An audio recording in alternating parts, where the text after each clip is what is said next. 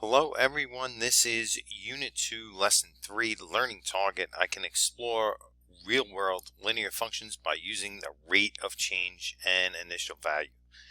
To do now, we're going to jump right in, and it says find the slope and the y-intercept of the following linear functions. So we'll do the first one together. Remember, if they're talking about the slope and y-intercept of a linear function, you're talking about always the equation of a line y equals mx plus b. So that is very important. Remember, the m stands for the slope, so the number before the x value, the coefficient, that is the slope. And this b right here, whatever number the b is the y-intercept. So you have to have it in this format, y equals mx plus b, to identify the slope and the y-intercept. This is in the format already, and I'm just going to go ahead and just put a 1 in front of here, in front of that x, because it's understood, and just to remind myself, that is the slope. This is y equals mx plus b, so the slope is 1. The other number right here in the spot where the b is 12, and that is the y-intercept. Very easy. Number 2, go ahead and solve for y. Press pause and solve for y now.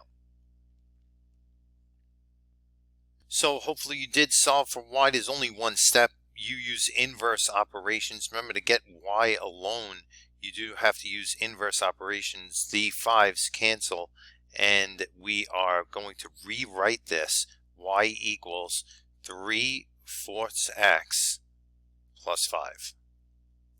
Now we could identify the slope and the y-intercept because it's in the format of y equals mx plus b.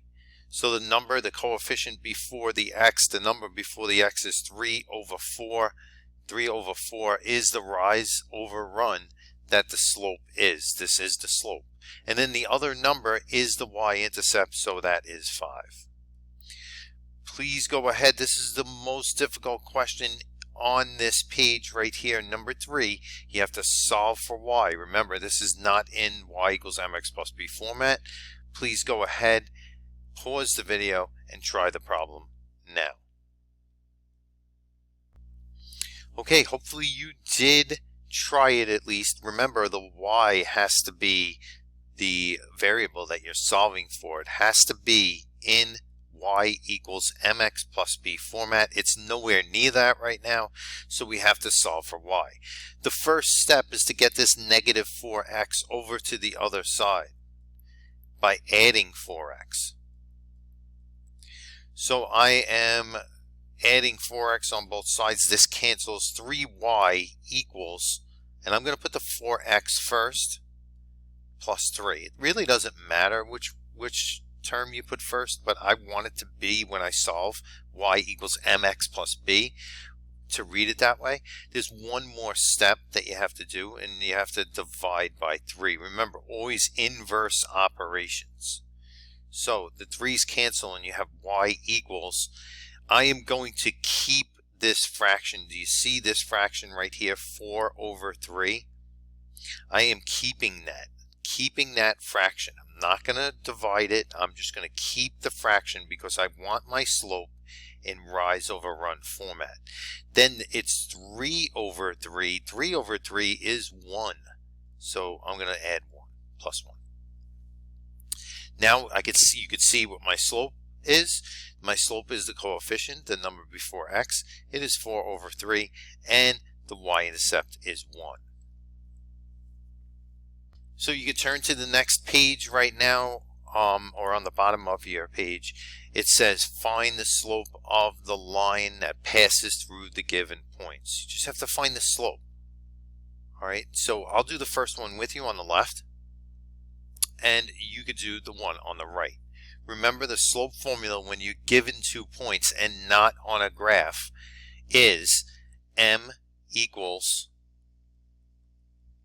y2 minus y1 over x2 minus x1. That is the slope formula. And remember, the next thing that you do, the very next thing, is to label your points. x1, y1, x2, y2. So I am going to go back down here and I'm going to start substituting in. The first thing I do is draw my division line and I draw my minus signs. These minus signs come from the formula itself. There's minus sign there and there's a minus sign there. I put them in right off the bat because I don't want to get confused when I substitute the numbers in. I have my labels up top, x1, y1, x2, y2. So the first thing I have to do in the numerator in the top part of this fraction is put my y2 in. My y2 is negative 10. The minus sign came from the formula itself. The y1 is 5. The x2 minus x1, x2 is 3. Minus sign comes from the formula. And then the x1 is a negative 2. Notice I have a back-to-back negative. And when I say 3 minus a negative 2, that's back-to-back negatives. Nothing in between but minus and a negative. So use your calculator. Always use this calculator. We're going to press this, see this fraction button right here? It's in red right now. You're going to have the calculator do everything for you. You put negative 10 minus 5 in. Then you press down to get to the denominator. And then you're going to put 3 minus a negative 2. Do you see exactly what I have on my page? I have directly on my screen of my calculator. When I press enter, I am going to get my answer. My answer is negative 3. When we did this by hand back in, back a couple of years ago, we had no calculators for a question like this. Negative 10 minus 5 would be negative 15. And the back-to-back negatives, the minus negative, would become plus, plus. And that would be, because it's keep, change, and that would be 5. Negative 15 over 5 is negative 3. You don't have to go through any of that because now you have your calculator, and the calculator will do everything for you. Please go ahead and try the question on the right side of the page, exactly how I did this one. You can press pause and try the problem now. So I started off by, I'm going to clear out my calculator. All right, I started off by putting the formula down for slope. What's y2 minus y1 over x2 minus x1?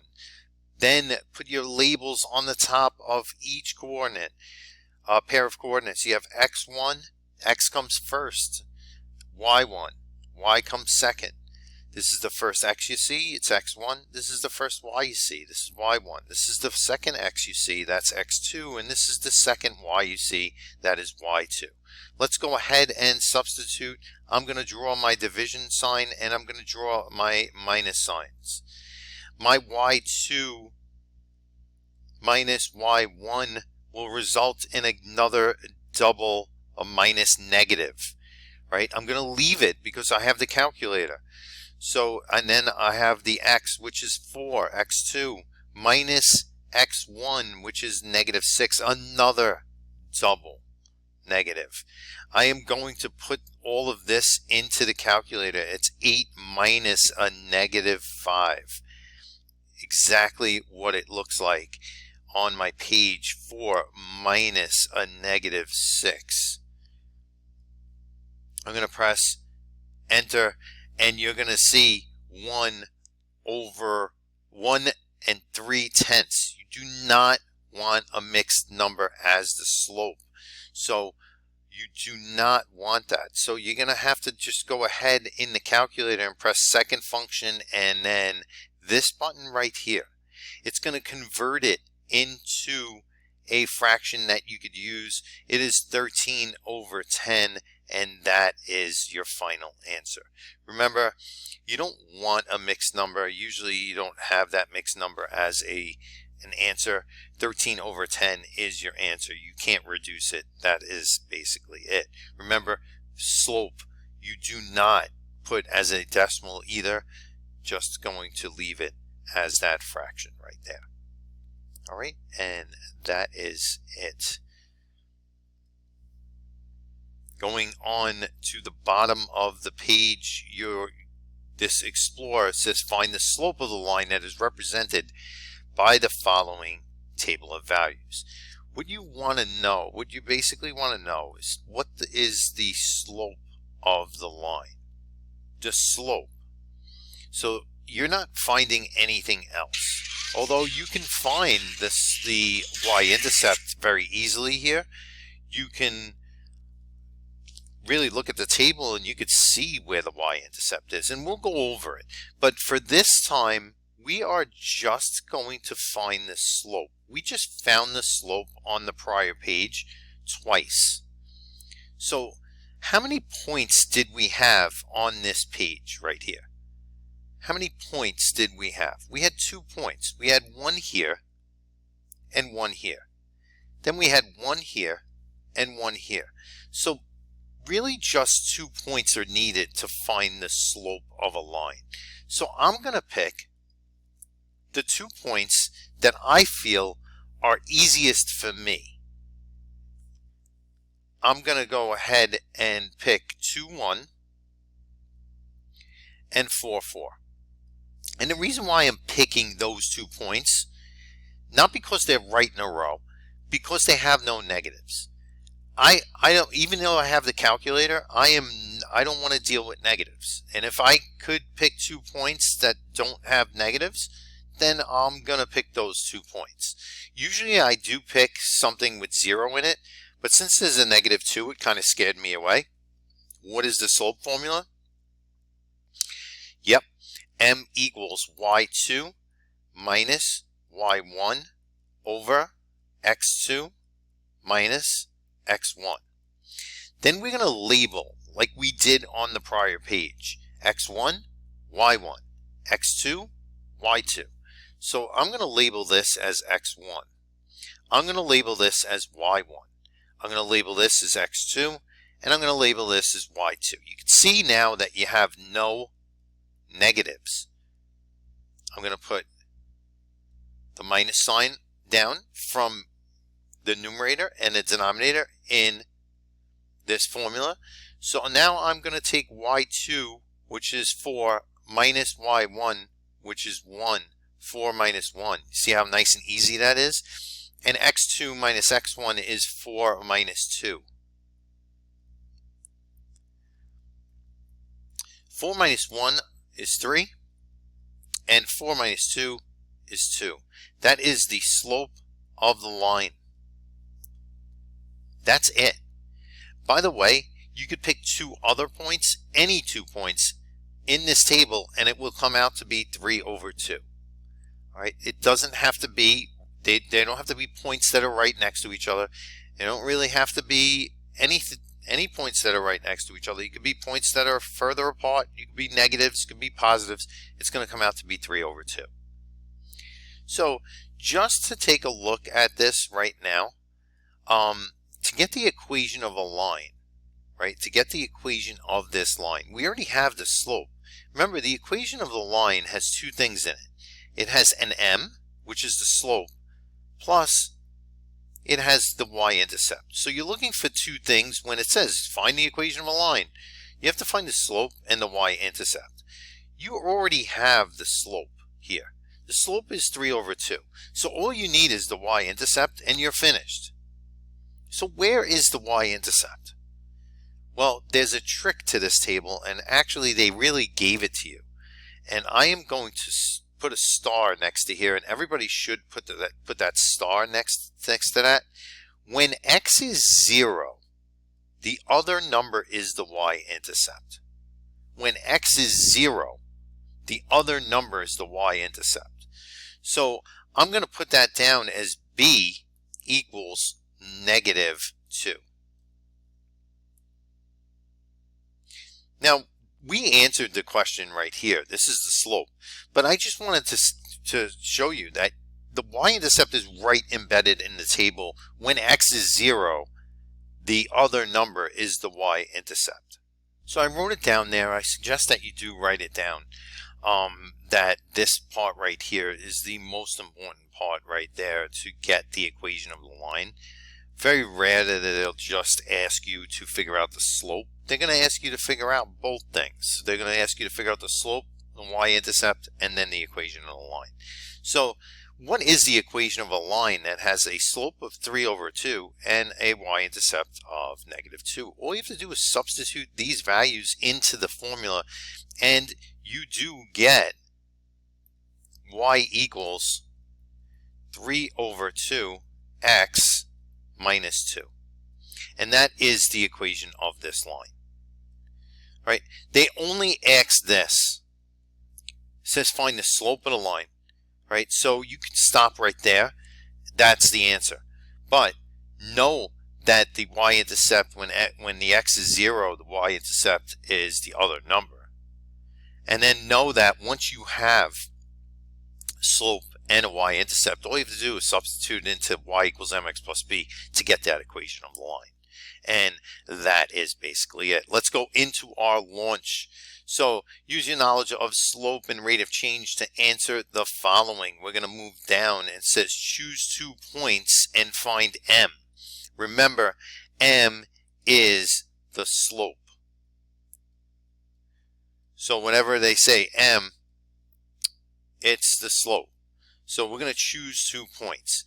We're going to say this point right here and this point right here. So give me the coordinates of this point, and we're going to say that is 0 for the x because we're not moving right or left, and then up 4. It's not up 1, it's up 4 because these are going by 4s. Then we're going to go to 2 on the x, 2, and then up 8. Choose 2 points and find slope. So we could really find the slope either way here. I'm just going to tell you, every time I have a graphed line, I do rise over run. But just be careful about this. Be careful. What's the run? How many times to the right did I go here? Yes, if you said 2, please put the 2 down. And you notice this looks like 1. It's not 1. It's 4. It's 4 because each box represents 4. And I don't want you to get confused, but the rise over the run for this one, remember, we're using rise over run when we get the when we have a graph line. It's 4 over 2, and that m is 2. So I'm going to do that right. That's right there, but they wanted you to choose 2 points. So I'm going to put x1, y1, x2, y2. Now I should get m equals 2. I'm going to put y2 minus y1 over x2 minus x1. And I'm doing this quickly, so follow along with me, please, and put this as negative, negative. Put your division line. We have y2 minus y1, and we have 8 minus 4. Then we have x2 minus x1, that is 2 minus 0. Notice that we have an m that is equal to 4 over 2, and we have m equals 2. By the way, this line is going up, so the first thing that you do is you put L and R. This line is going up, so it's a positive slope.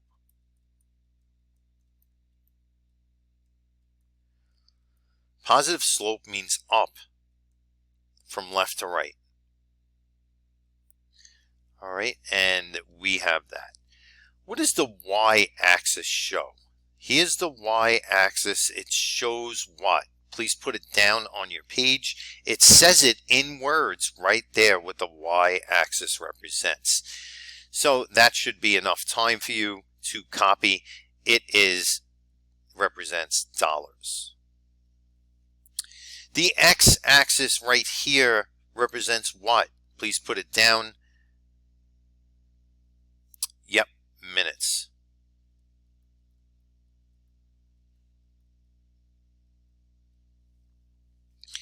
What does the rate of change show? And this is when words really help out. What did we figure out? To what? Well, we figured out that it costs $2 per what? What's the X? Per minute. For 1 minute. The rate of change shows how much it costs per minute. And right there I put down how much the phone card, this is a phone card cost, how much the phone card cost per minute. And I used my knowledge of what was going on with the Y. This is dollars, and this represents, and X represents, the difference in the X's represents the minutes. So how much the phone card costs per minute, when you figure out the slope, you figure out kind of like the unit rate, how much it costs in 1 minute.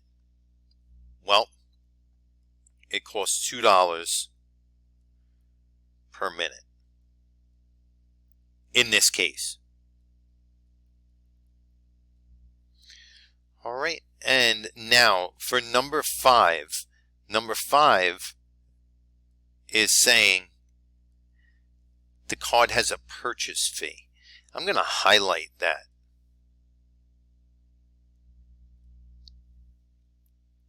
What is the purchase fee?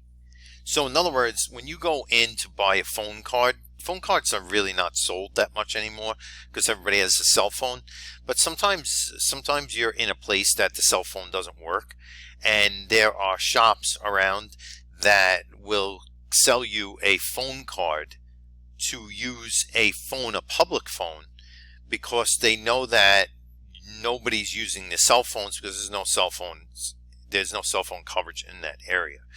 So you buy a phone card to basically make calls. All right, so this card right now, just think about you going into a store and purchasing this card. Somewhere on the graph tells you what the purchase fee is. So where is it on that graph? Just take a look at the graph.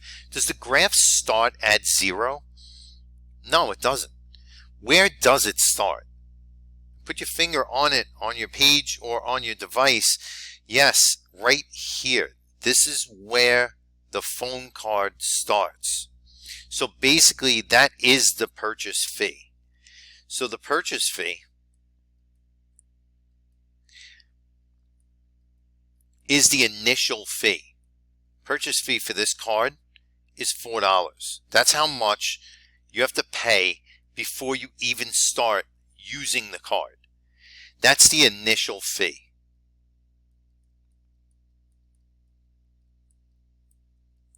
And that is the Y-Intercept.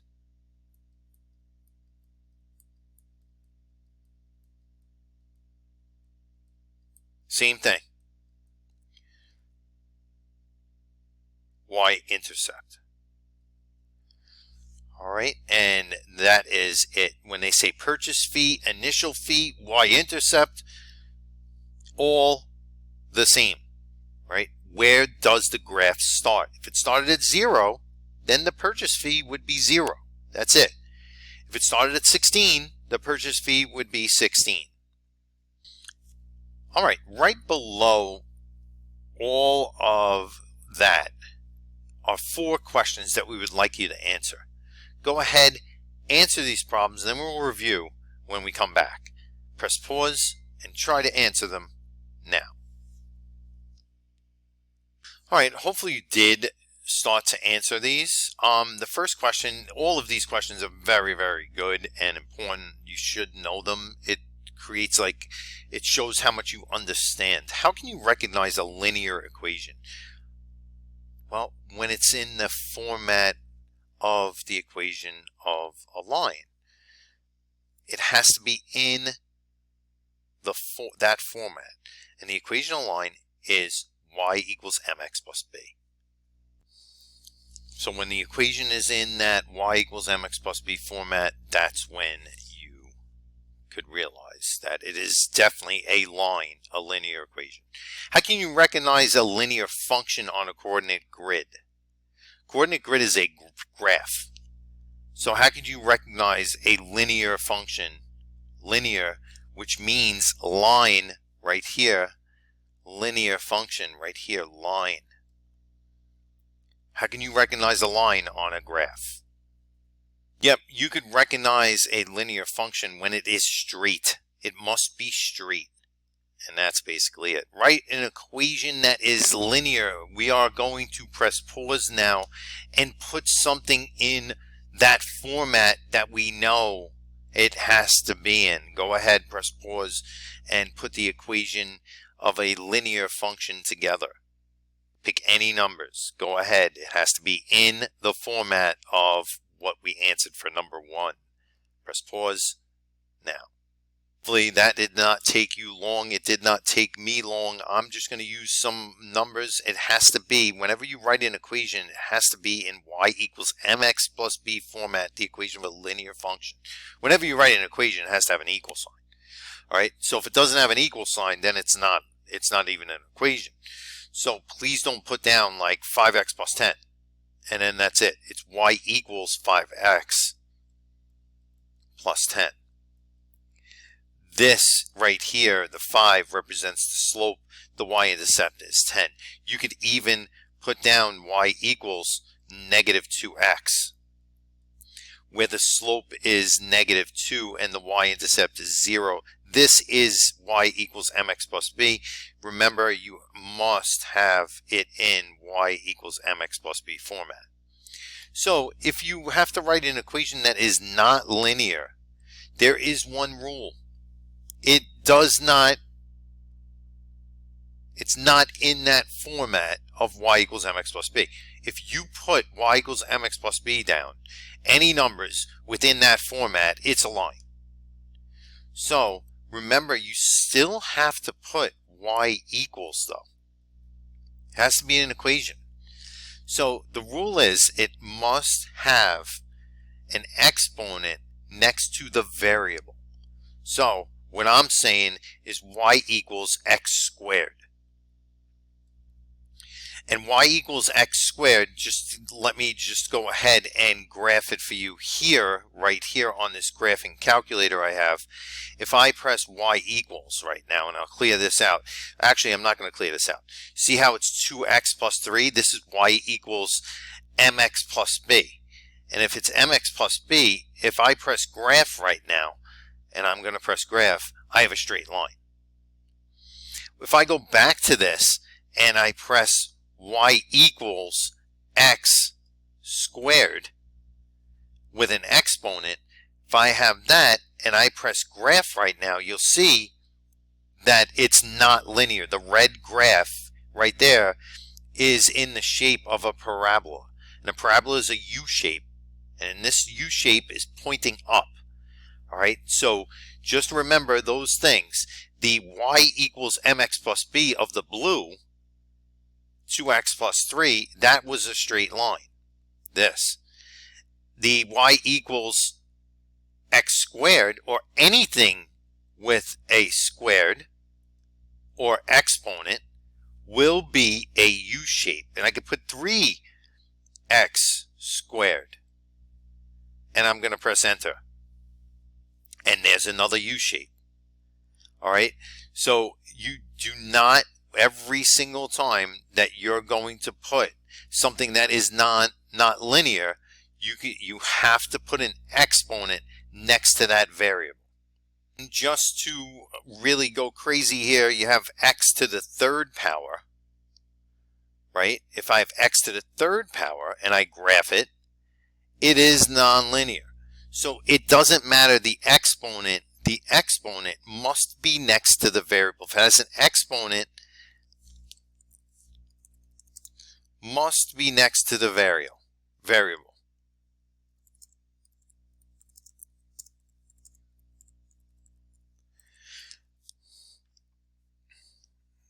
And that would make it nonlinear. All right, any nonlinear function, any nonlinear graph, will have to have an exponent that is raised next to the variable. So just wanted to kind of review what is still, if you have a y, if still linear, if you have a y equals 3 squared x, this is linear. And the reason why that's linear is because the squared is only attached to that 3. So 3 squared is 9, and then the x comes down. This is linear. So what you have to have is an exponent next to that variable. Let's go on to the next page because this is running long. All right, go ahead, press pause. We'll come back. The initial value where the graph starts, put that there. Pick 2 points on the point. There are points on the line already, on the line segment. There are 2 points. Go ahead if you want to use them and figure out the rate of change, and then use the rate of change, the slope, which is the slope. Remember, the rate of change is slope. Use the slope and the b to make the equation of that line. Go ahead, press pause, and try the problem now. So I started the problem right here. Do you notice that they gave you a point all the way over here? You could use this point and this point, but I did not. It went through all of these points. Like, you see how, like, this is a good point. It goes through the corner of the boxes, goes through the corner. It goes through the corner of all the boxes, so I could basically make a point and then use it. The closer the points are, the easier it is to count. Basically, if you count long distances, if you count across a whole coordinate grid, like all the way up to 12 and all the way up, you might have a better chance of getting something incorrect. So I try to choose points that are close to each other. That being said, I usually just use the points that are given, but in this case, like, this would be just too easy to not make my point. But I'll do both, and I'll show you exactly that it is the same answer. The initial value is this. This is the first point. It doesn't start at 0. It starts at 300, so that's my initial value. That's my y-intercept. The slope is the rate of change. The rate of change is the slope, so I am going to put m equals rise over run. So my rise I have right here as 100, and that is $100. And I'm going to put that down because I want to make sense of this. This is $100, and this right here, and it's off the screen, but it's months. So calculate the rate of change. John's savings account is $100 per month. Write the equation of the line of the linear function. So the equation has to be in y equals mx plus b format, and we are going to put y equals, the m is 100, put the x next to that 100, and then the y-intercept b is 300. He started out with $300. He's adding $100 per month. Use the rate of change to calculate how much money John will have in 15 months. So we are not going to extend this graph. We are just going to use the equation. And when they ask you to use an equation, it's basically just substituting the x in. Months. This is the x-axis. So if the x-axis represents months, if the x represents months, I am going to substitute inside for the x right here, 15. And then I'm going to put the plus 300 back. So I am going to grab my calculator, clear out that graph, and then put 100. You do not have to press times. Just put the parentheses because the calculator knows that it is multiplying, plus 300. And just like that, we are going to get $1,800. Right? Y equals 1,800. $1,800. How much will John have in his account? So just to make sure you understand that we can do the same thing on this calculator right here. We have 115 in parentheses plus 300, and we have 1800. So please use the calculator at all times. All right, and that is your answer. To go over to the next one, and I'll do this one with you. This is the first graph that you had to do and to make on your own like this. So it is kind of difficult. It's not easy, but I'm gonna explain it in a very easy way. And the first thing that it entitles is for you to just highlight the most important information or underline. So you have $100 in your savings account. Person wants to deposit $15 each month. So right there you have a rate, which is the slope, and you have a Y-intercept. You have to identify those. All right, you have to identify those. So I'm going to put the M down and the B down. How much money, and I go to put down the B first.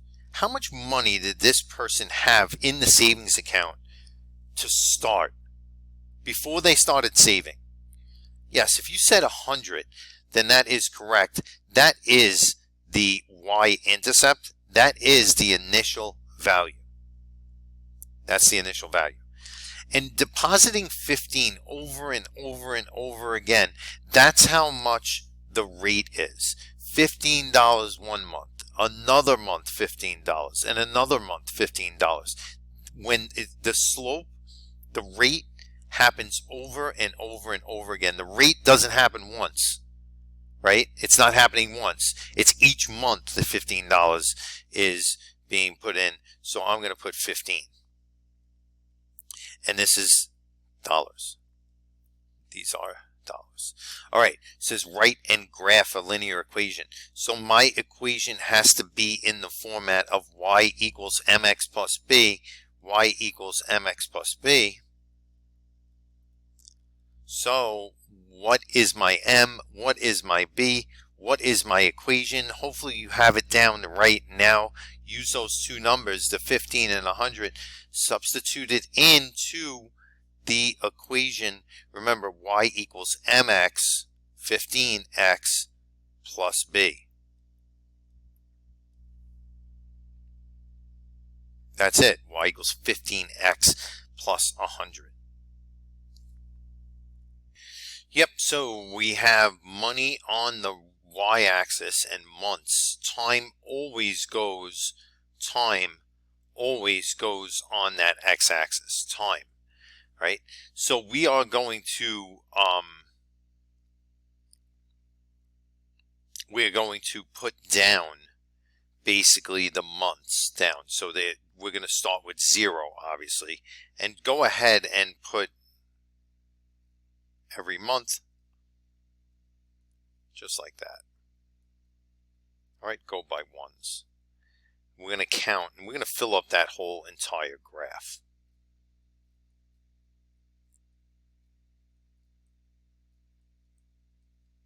All the way up to 15. So that's 15 months. And then the money. All right, so like a lot of people get confused where to start. Well, it's not very confusing. I used to be confused until someone told me, wait a minute, what did the person start with in the bank, in the savings account, in this problem? Well, it's right here.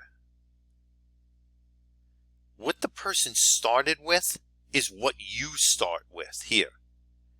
So I'm going to go to 100. The person started with 100. That's why we're starting with 100. Now, how much did they deposit every month? 15. So they deposited $15. So that means you're going to add 15 to 100. And you could use, listen, you could use your calculator if you want. You could go like, all right, I have 100. Obviously, plus 15 is 115. Plus 15 is 130. Plus 15 is 145. So basically, you're going to go up by 15s. So the next one is 115, and then the person's going to add another $15 to it. That's 130. It's 145. You're going to count by 15s. So count by 10 and then add 5. Right? 160. 175. Just make sure you're putting the numbers right next to the line. 190. 205.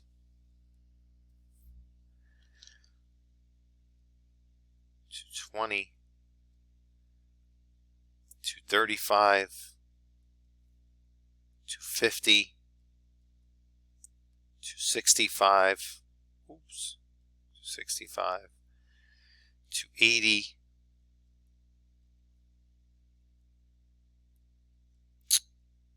295. And then 310.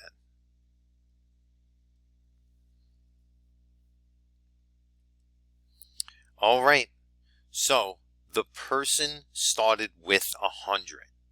So hopefully you're up to that. If you're not, just pause it. Now the person started at 0 months, walked into the bank with $100. Said, here's my $100. I want to start a savings account. Okay, so 0 months, 100. Please put the point right there.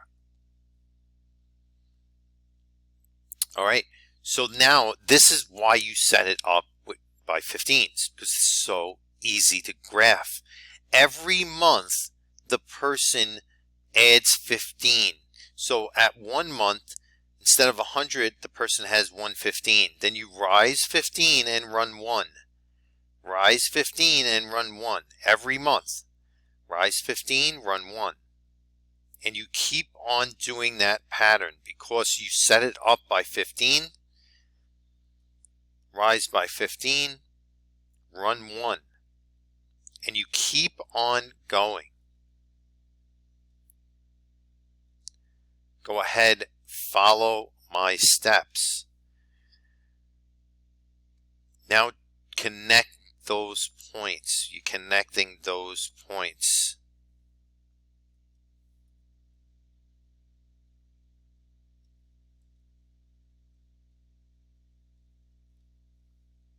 That's perfect. Connecting those points is one more thing that's needed. Actually, a couple more things. There needs to be an arrow on the end. Don't worry about the beginning because it starts at 100. If it starts at 100, that means you don't need an arrow down there. It doesn't go down to the left any further. It doesn't go into negative, right? You can't go into negative months. But this goes on forever as long as this person saves $15 per month, right? The last thing that you need to do is to always put the equation on the line. Get in the habit of doing that. It doesn't hurt. This is y equals 15x. 15 is how much the person is saving per month, plus 100, which is the initial value, the Y-intercept. How many months will it take you to save enough money to buy 10 acres of land? By the way, $175 is the 10 acres of land. So 175 right here, 10 acres. You could look at your graph and you could see exactly where 175 is right there. And that means it would take me 5 months. And how did you do it? Well, you used the graph.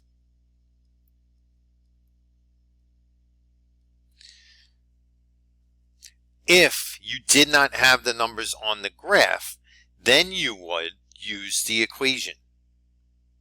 So I'm just going to use the equation. So this is obviously the first method and the easiest method. Here is the equation. Now we're going to use the equation, and instead of the y, now just remember, 10 acres of land. How many months would it take? 10 acres of land. So since 10 acres of land equals 175, that's what you substitute in for y. And I'm going by this equation here. Equals 15x plus 100. Remember, I was saying that the x represents months. So all you have to do is just go ahead and take away 100 and solve this for x. 75 equals 15x. Then divide by 15 on both sides. Divide by 15. And x equals 5 months.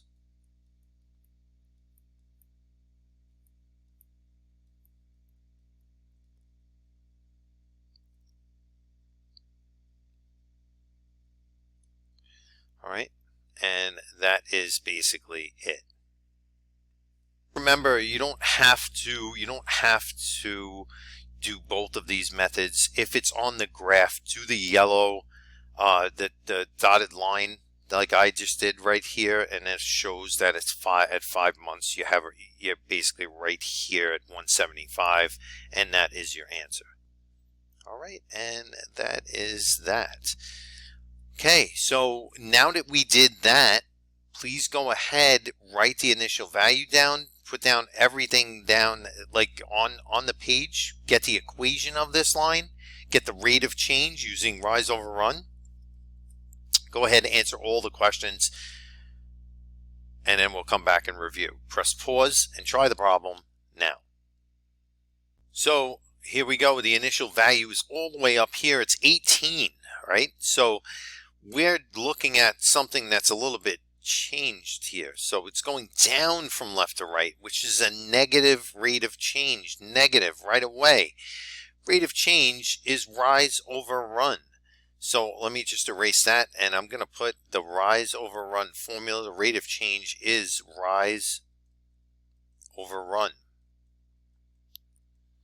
And I'm going to put a negative down first, and then put my division symbol. So 1, 2, 3, right? 3? No, not 3. This is going by 2s. So 2, 4, 6. This is a negative 6 basically. So 6, negative 6. All right, you don't have to put the negative 6. The negative goes in front of the fraction either way because this is a negative slope. So 6, you could put a 6 out here, and then you could do 1, 2, 3. This is going by 1s. The x-axis is going by 1s, so I'm going to put 3 here. All right, so it is negative 6 over 3, so I'm going to put negative 2.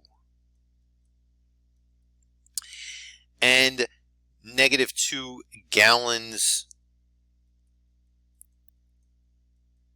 per minute. Every minute, 2 gallons is lost in this tank. All right. So this is a gas leak, a fuel leakage. So now we're going to put y equals mx plus b. Hopefully you have this down already. All right. The slope is what? The rate is what? We already said it's negative 2x plus 18, which is the y-intercept. What if the tank were leaking at 3 gallons per minute? How would this change? Describe how this would change. So instead of just think about it, the slope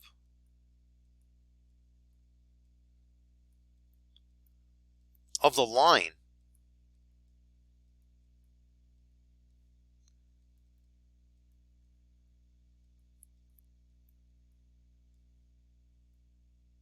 would be steeper. And this is the reason why. Take a look. If it starts, I'm going to do this in purple. If it starts at 18 and goes down 3 instead of 2. All right, the rise over run, the slope would be now a rise over run of -3 per minute. -3 gallons every minute. So it's a rise of -3 and a run of 1. Down 3, right 1. So I'm going to go down 3. I went down 2, and in the middle here is 15. So that's down 3, run 1. Then I'm going to go down 3 another, and then run 1. Down 3 again, and run 1. Down 3 again, and run 1. Down 3 again, and run 1. Down 3 again, and run 1. So you see that the line now is steeper going down. And the reason why it's steeper is because that slope is now -3, and that is further away from 0. All right, so that's really everything about that fuel leakage problem. So it says, now try this, right? And you have this question: do the points -2, -1, B 1, 5, and C 4, 11 lie on the same line? All right, and it's kind of a difficult thing to do. So without using a graph, how do you know that it lies on the same line? Well, very simply put, if the slope is the same, you take the slope twice, different points. If the slope is the same, that means what? It means that it's on a straight line. But, so, like, let's go ahead and just do the slope. We have A I'm going to do A, -2, -1, right? And then I'm going to put B as 1, 5. And then just quickly, I'm going to just do this as x1, y1, x2, y2. And my slope formula is y2 minus y1 over x2 minus x1. Slope formula. Quickly, 5 minus a -1 and 1 minus a -2. Put that in your calculator. You have, this is plus, plus, keep change, change, keep change, change. You see how fast that is? It's 6 over 3. So the first 2 points, the slope is 2. Now if I take B, 1, 5, and C, 4, 11, and it does not come out to be the same thing, it's not on the line. So I'm going to relabel, and I'm not going to rewrite the formula. It's right there. Y2 is 4 minus 5. And then 4, x2 minus 1. So it's -1 over 3. That is not the same. No. It's not on the same line. Slopes do not match. Slope does not remain the same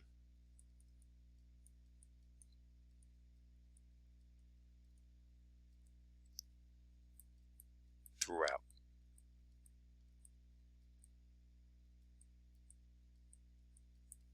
All right, you take the slope twice. Listen, the one thing about a line is that it's straight. The slope remains constant throughout the whole line, no matter what 2 points you choose. So if you choose 2 points and then you choose another 2 points, even if it includes one of the points that you used already, the slopes should match. And if it doesn't, that means this is not a line. If you did graph it, it would not be a straight line. So that's basically it. All right, and let's go on to the next page. Go ahead, see if you can get the rate of change. The graph shows the amount of money in Will's savings account each week, rate of change, and the initial value. Let me just say right now, I'm going to not pick this because I'm not sure if that is 25. I'm not even positive. It doesn't say anywhere in the question. So please, please pick something right there in the corner of the box and then look for another corner right here. Okay? And even you could use this. Like, you see how that's a corner? It should be in a corner of a box. This is like somewhere in the middle here. Might be 25, might be 26. We don't even know. All right? So use those 2 points, draw your triangle, get the rate of change, get the initial value. We'll say it's 25. I mean, looks like 25 to me. All right? And then put the equation. Describe why it doesn't begin at 0, 0. Try the problem. Press pause now. So please do not say this is 1, 2, 3. They're going by tens. This is 30. All right, the rate of change is rise over run.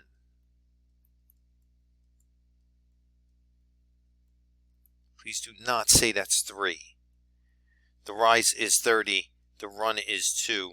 So we are saving $15. And what is that, per month? No, number of weeks, per week.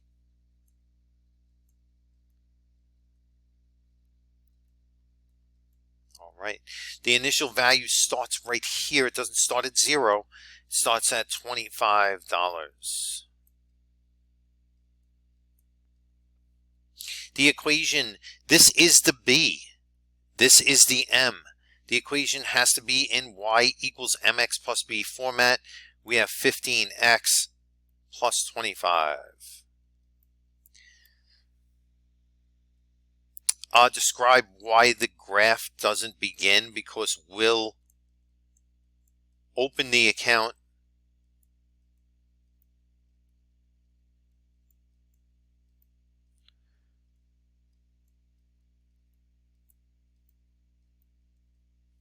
with $25.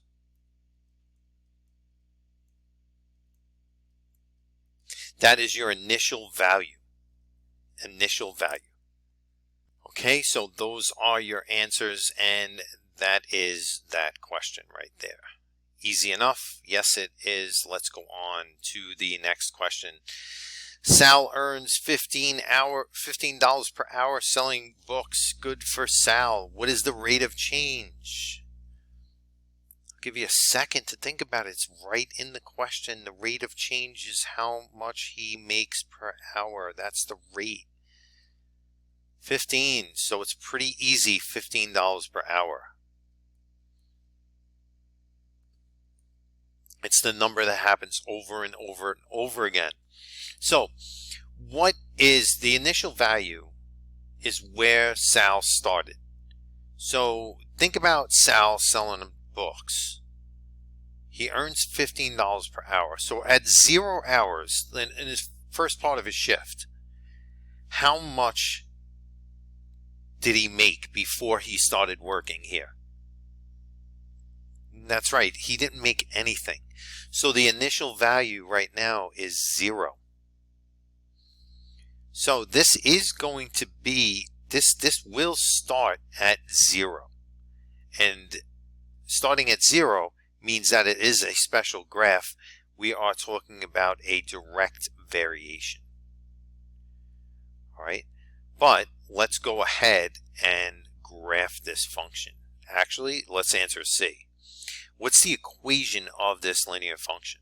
Remember, the equation of any linear function is y equals mx plus b, and y equals mx plus b means that the 15, which is the m, plus 0, we're not going to put the plus 0. It's going to be y equals 15x, and that is basically it. All right, so on the bottom, we're talking about time. So we're always talking time on the bottom because it's the independent variable. The amount of time you work depends on the amount of money you make depends on the amount of hours you make that you work. So you're talking about the time always being the independent variable going on the bottom. So we are going to put on this side, obviously, money. We're talking about dollars. All right. So we're going to start with 0, 1, 2. Go ahead and follow me. Press pause if you cannot keep up. If you're past where I am, that is fine.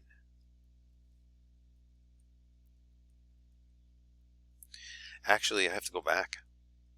Hold on a second. Let me go back here. All right, let me go back here. No, let me go back here. All right, I forgot something. Please turn back to this page. All right, so when you skip up to 100, right? When you skip up to 100, you need something right here. It's called a break. It's like a Harry Potter lightning bolt. So just make sure this is called a break. All right, I'm going to put I just thought about it. That's called a break. And you need it to say, all right, I'm skipping up to 100, but then I'm going to go by 15s. All right. Now, if you went up to 100 and then you went to 200 and then 300 and then 400, you wouldn't need it. All right. But since you're skipping to 100 and then going by 15s, which is a different amount, you would need it. So that's the reason why I had to go back there. That's very important. Do not forget the break on the graph. Let me go back now. All right. So we are up to this right here, and it just reminded me that, all right, this one, you don't need a break. So I'm going to start with how much money he earned per hour. So that's 15. And I am going to continue to count by 15s because he earns that per hour. So keep on going. 15 is 90, 105, 120, 135,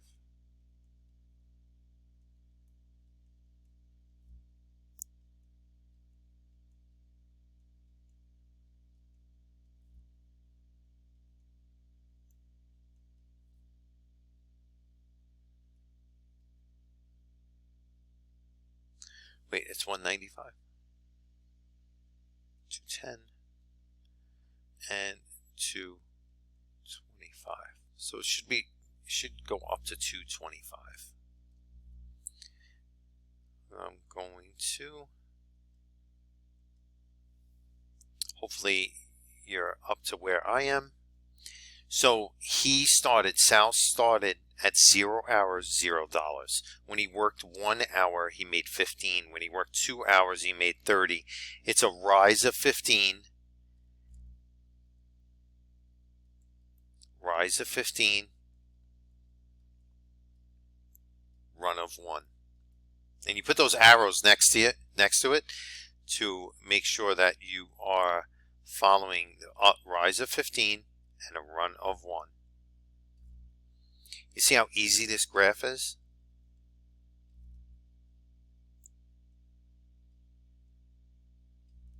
It's perfect right there. And then we are going to connect those points with a straight line, a ruler, straight edge of some sort, please.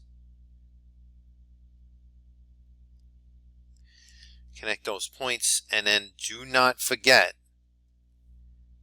that on the end right here, you need your arrow.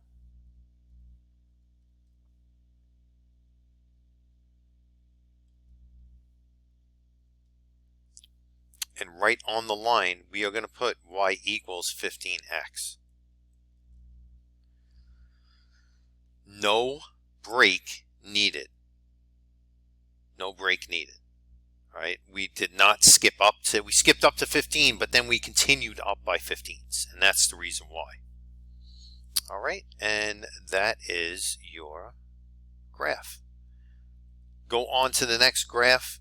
We are a phone salesman who earns $12,000 per year plus $500 per phone sold. What is the rate of change? What is the initial value? You have a graph down. Remember, the initial value is the number that the phone salesman starts at before he sells a phone or she sells a phone. So just remember that. So what is the initial value before the person sells a phone? So if you said $12,000, you are correct. That's what we're going to put down, 12,000.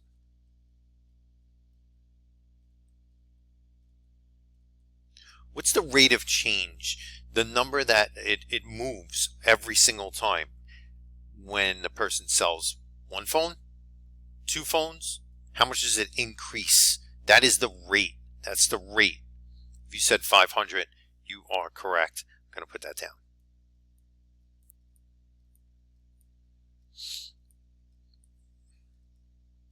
And I'm going to put 500 per phone. All right.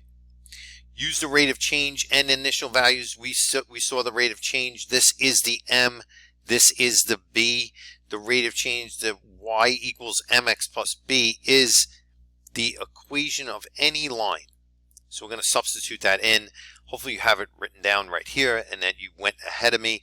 The rate of change is the 500, so you're putting that 500 down in front of the x plus the 12,000. Now we have to graph it. And here is the graph. Go ahead, and now that you have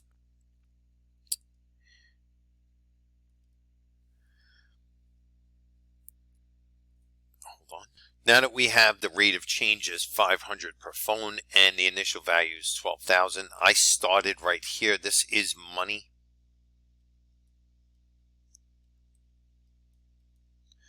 So make sure that you have that. And then this is time, right? Usually. But there's no time for this. So what's happening? What are you going to put down? Yes, phones. So that represents your, this is not a time thing, right? So this function, remember, is 500x plus 12,000. All right. So now this is phones. So on the y-axis, put your break, because we're going to go way up to 12,000 before he or she even started selling a phone. They made $12,000. That's a pretty good deal. So you have 12,000. That's the first thing that you start. And how much per phone did this person get? 500, 500, 500. So if you want to go ahead and put 12,500 right here, 13,500. Then you have 14,000. Then you have 14,500. You're starting at 12,000, and then you're going up by 500. You're going to go up by 500.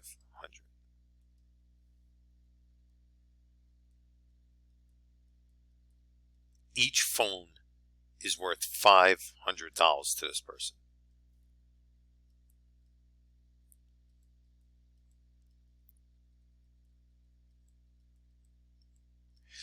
All right, and the number of phones, 0, 1, 2, 3, 4, 5.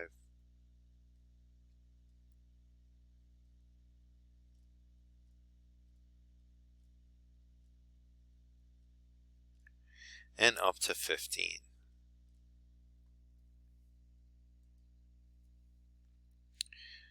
All right, we are going to change our color to blue, and we are going to graph. This person started at $12,000, so that's where we're going to make our first point. And then we're going to rise 500 and run for one phone. Rise 5, run 1. Rise 5, run 1. So that's it. Rise 5, run 1.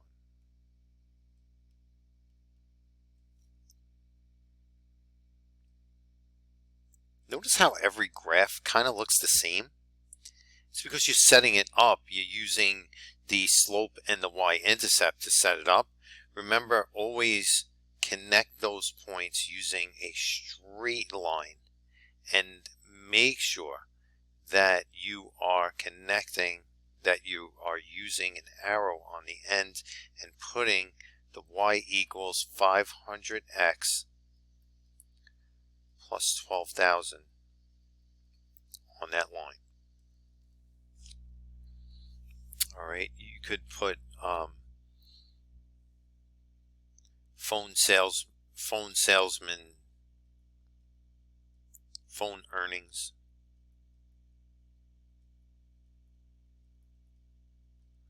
As a title. And that is it. All right, you can just take a look at it.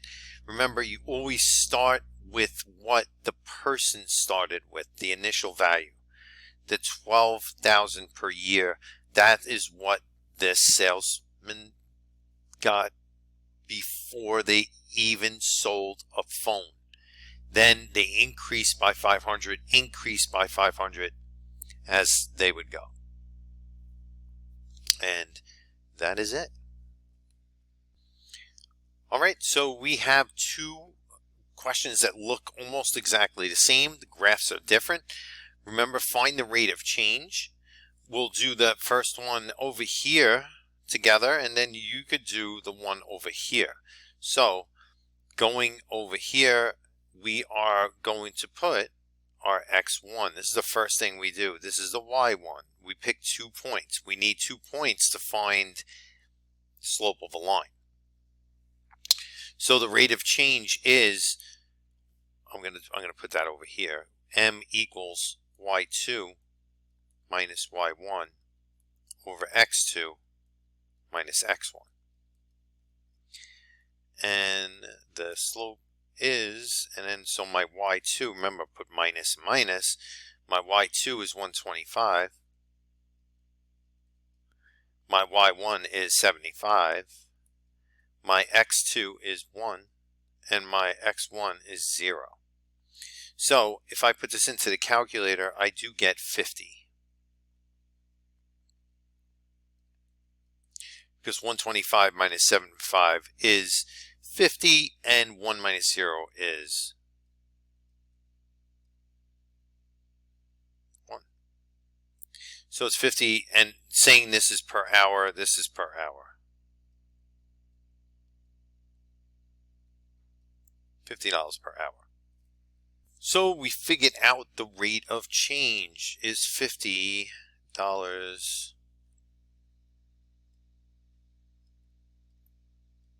per hour. What's the initial value, though?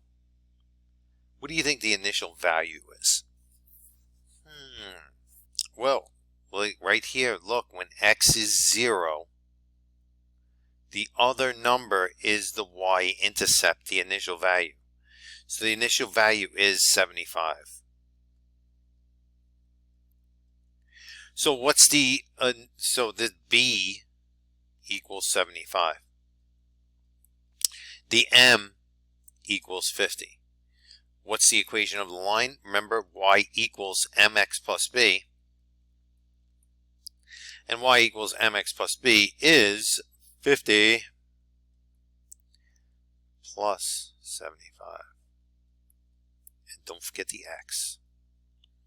All right, so 50x plus 75 is your equation of the line. State a reason why the first value was 75 for this computer repairman.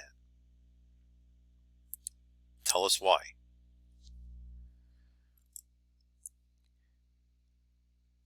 All right, so remember the initial value is 75 here, and the reason why that is because this computer repairman, before they even started,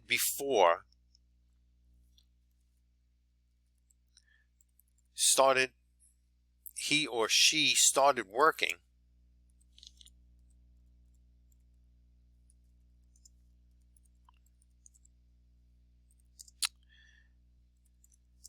they charged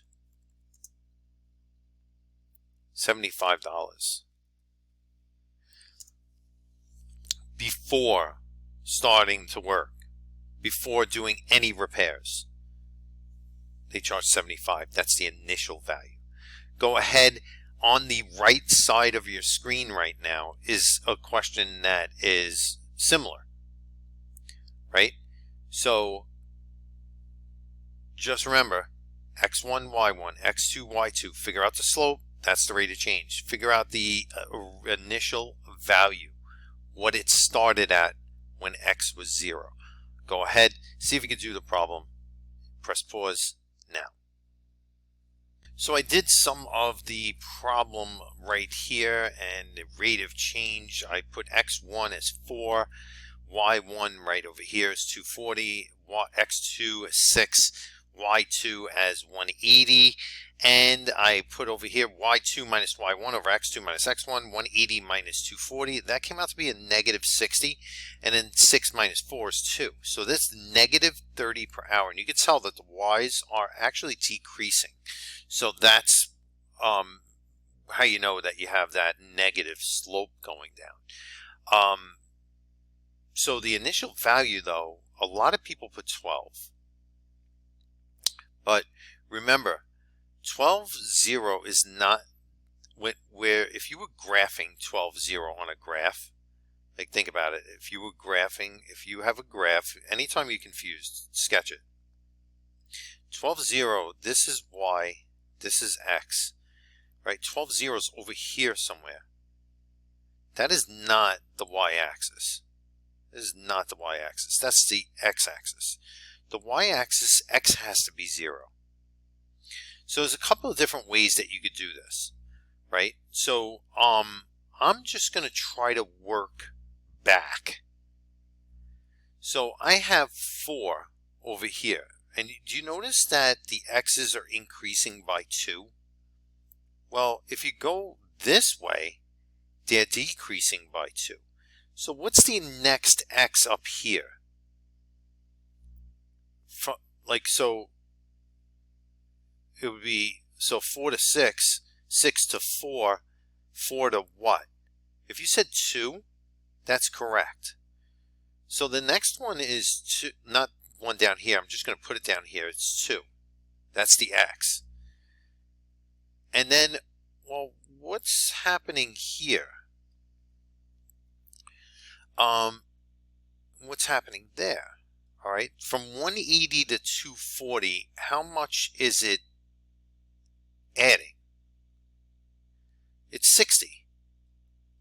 So going up one more to when x is 2 would be a plus 60, and that would be 300. All right, you understand what I'm doing here? I'm just working.